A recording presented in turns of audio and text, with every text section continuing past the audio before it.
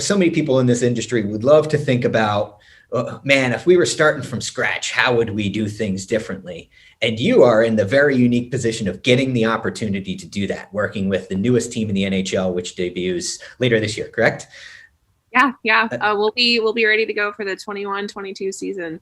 All right. So you guys definitely made your presence felt in both the announcement of, the team name, the team logo, the jerseys were a hit right off of the bat. So for when you came over, at what point in the timeline, if you could walk us through, did you come over? How did you be able to be a part of the crafting of what that all looked like? And then maybe let's take a look for the audience at some of those announcement tweets that really, really got you guys a lot of attention over the summer. Yeah, absolutely. So I actually came here in April of 2019. So over, I think, a year before we ended up even announcing the team name. I had come from the NHL's Florida Panthers previously, and through fate, I like to call it, I was introduced to the team out here. And yeah, it was a pretty closed door process. It went in waves where, when I first got here, we had initial conversations and we're kind of pulled into it. And then, the team, I think, kind of ended up chopping a lot of people out, right? And not in a bad way, but it's more, we were really, I think, really trying to make sure that everything didn't leak, right? Like that was one of the main goals. We wanted, when this happened, we wanted it to be a moment that was pure surprise for everybody, right? There was a lot of speculation, of course. I think there was probably 3 or 4 names that were really kind of those top contenders, but we wanted this to be something where no one knew what we were going to do. And so we got brought in probably, I want to say, towards the beginning of 2020. That's when we initially started prepping for everything. And then COVID hit. And then, you started running into all of the social justice issues with Black Lives Matter. And I think a big part of us, we really wanted to respect what was going on in the world, right? We wanted to make sure that we weren't trying to take any attention away from that. And so, we waited for quite a while, right? And we ended up not going until closer to the end of July, right before the NHL playoffs started. And it was a really, I think, enlightening thing for us, because we were, our goal with this launch was, not only are we getting to reveal our identity and who we are, but we also wanted to be a bright spot for people, right? We wanted, folks who have been going through a lot of really intense emotional, moments over the last, 6 months or so, to have somewhere to kind of come and to be like, this is really cool, and I have something to look forward to, right? You want to be that bright spot in your community that can take someone out of their day-to-day lives for just a little bit and have them really focus in on, this just like happy moment. And so I think, I like to think that we were able to do that. We had some pretty crazy metrics that I can show you guys once we go through these slides, but let me share my screen right here really quick. I'm going to show you guys our launch video. Just, I don't know who all has seen it and who all hasn't. So I figured probably best to get the full effect of that moment and kind of what it was for our city, our community, and just fans everywhere.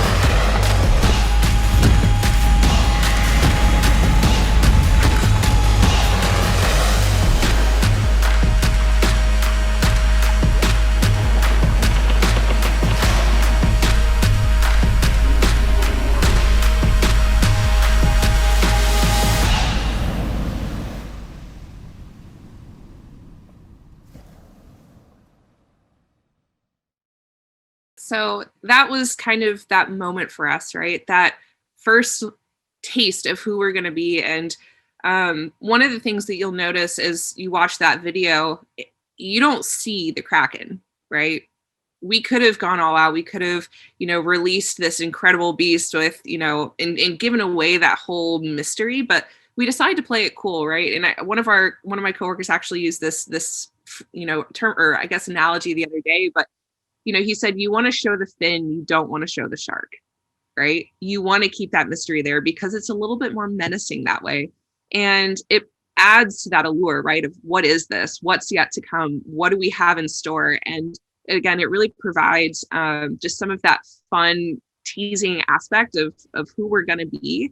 But this video it's obviously very, very cool, but we got, I think it was almost 4 million views on Twitter alone within the first week. Our social media presence after this announcement, we grew by 215%. And when you're, an expansion team that's over, we didn't even know when the season was going to start, right? What was up, everything was so up in the air that we ended up not really being sure what our metric growth was going to be. And so initially I was like, guys, we need to temper expectations here. We need to say, let's aim for 30%, 50 could be that stretch.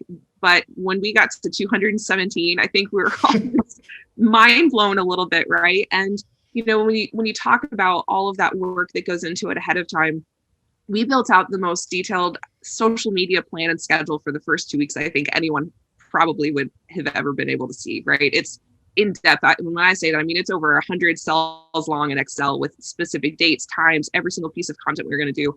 We hit go, and the amount of just reception, engagement, and all of these things that started to happen, we were all just kind of like, well, half of that plan went out the window. And that's part of working in social, right? You have to be able to roll with the punches and say, okay, you know what?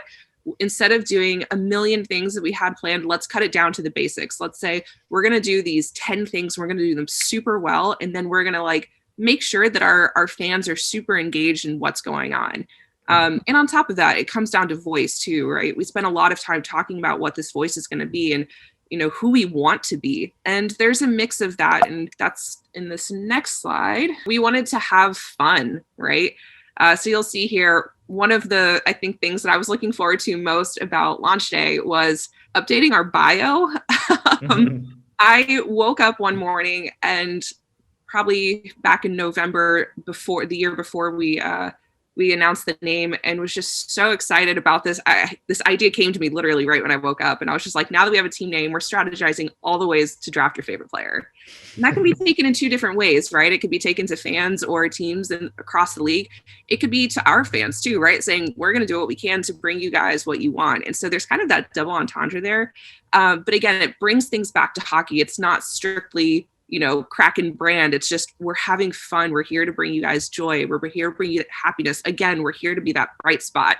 Same thing with this tweet down here from launch day, right? Where we're letting our freak flag fly, right? We're here to be a little bit different. We're here to stand out. We're not here to fit in with the rest of, the sports teams. We want to be different. And so again, just making sure that we reiterate that at every chance we get. And then this one too, over here. So we did this at the start of the season this past year, but again, it's the continuation of building that brand and building that kind of tongue-in-cheek mentality that we want to have once we start playing, in capitalizing on a popular meme that was going around, right? And again, it's that they don't know we're going to draft their favorite player. Everyone's celebrating at the party, getting ready to watch this season, and we're actually over here kind of being the party poopers, and it's fine. We're excited to do that and to have that fun. And again, right, you see when we do that, when we branch out and when we continue to acknowledge and play into who we are, the engagement rates across all of these are really incredible, right? Mm-hmm. This, 34,000 likes on a tweet from a team that's over 6+ months away from, even having an expansion draft. That's incredible. So just, I think, some really cool things, and it shows you a little bit of what the audiences are looking for here. And as you mentioned earlier, with our jersey drop, so our jerseys aren't officially for sale. I feel like I have to preface that. This is the initial concept that we wanted to share around brand launch day, because we felt that it was such an important and integral part of our story and who we're going to be. So again, this was one of our most popular posts, and for a team that was, I think at that point, still under the 200,000 mark, we had 68,000 likes on this, right? You can see here the 1,800 comments, and we had people from across the leagues. We had NBA influencers, and basketball players commenting on this. Folks from I want to say like the I think Lana Condor was one of the folks who really engaged with us. We had, so many just different personalities, which is really cool. Again, right, kind of playing into that reveal of who we are, our Seattle sports teams, the Sounders, commenting on this, providing that, what we call Seattle love, again, just representing our brand with this video here. And then again, right, kind of fast forwarding to where we are now, capitalizing on those moments, right? Me and my social specialist, we're Bachelor fans. He got me hooked this for this season. And Katie Thurston, she's a local Seattleite. She's from this area. And so the day that she got eliminated, we're like, no, man, we got to play into this. We got to have some fun. She's great. And, she's got our vote to be the next Bachelorette. And so we played into that. And again, the reception there's big, right? So I think it's telling into what our fans are looking for and, wanting that kind of happiness and that joy and that bright spot. So I have talked too much at this point. So no, that was fantastic. Just one real quick follow-up question, because I got to ask, like everyone on this call, everyone in the audience knows how ruthless the internet can be when it comes to logo redesigns, jersey swaps, any of that kind of stuff. Real talk, what was it like for you when you pressed send on that first big piece of content? Because if it were me, I would have just like closed my laptop and walked into a river crying probably, and just like, I'll come up tomorrow and see what happened. What was that like for you?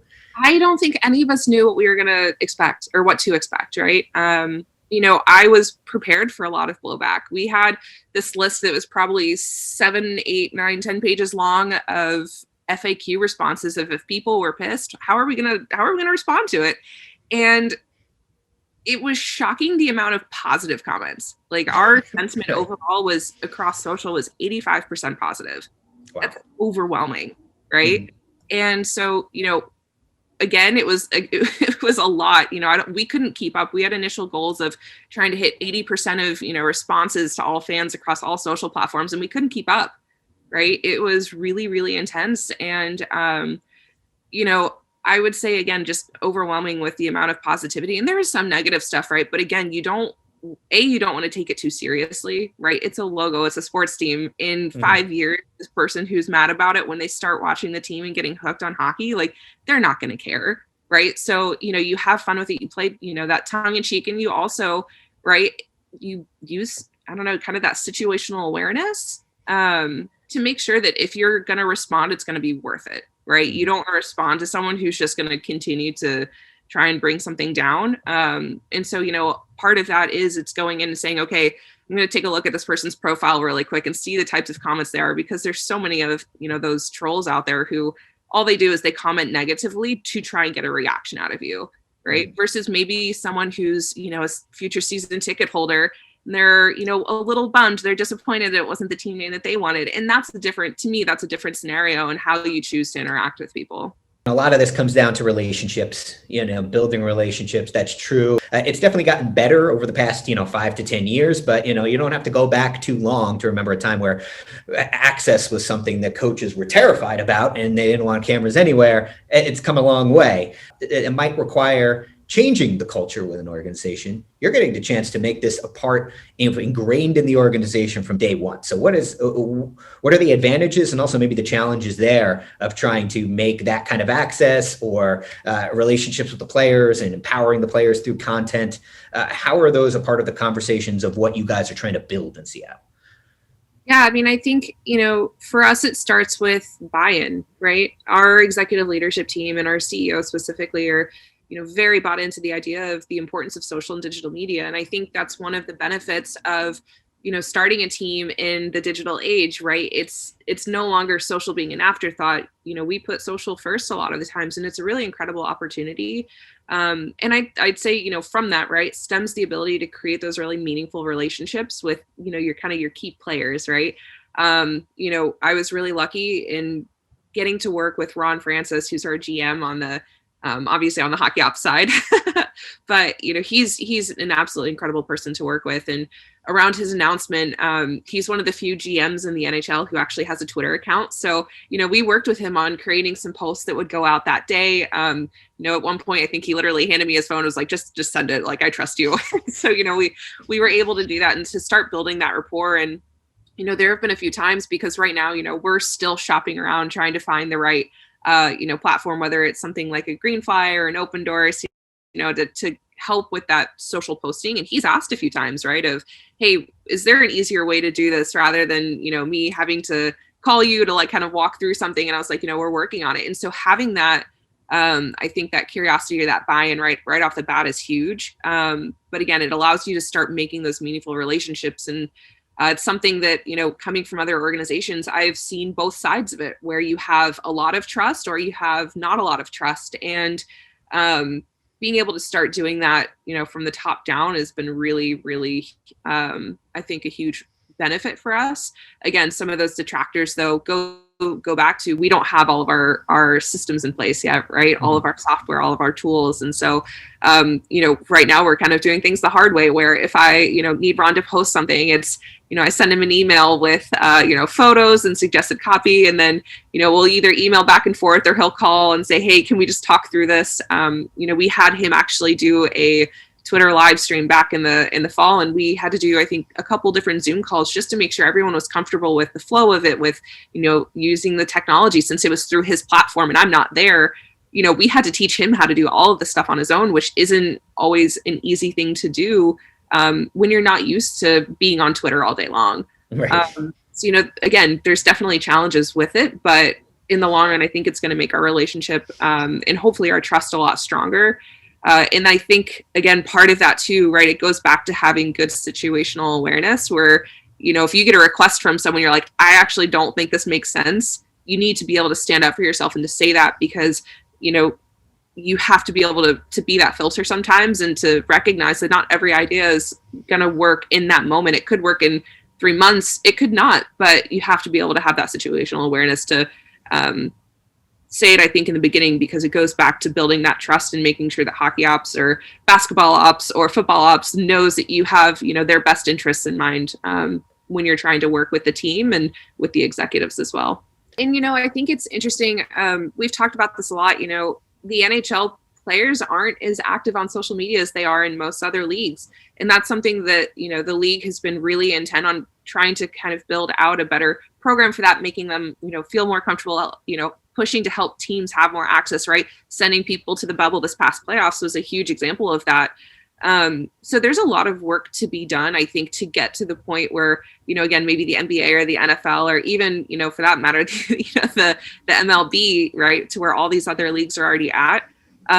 Because not everybody in hockey is looking to get their name out there. There is such a team first culture that I think when you stand out, you risk taking a lot of criticism.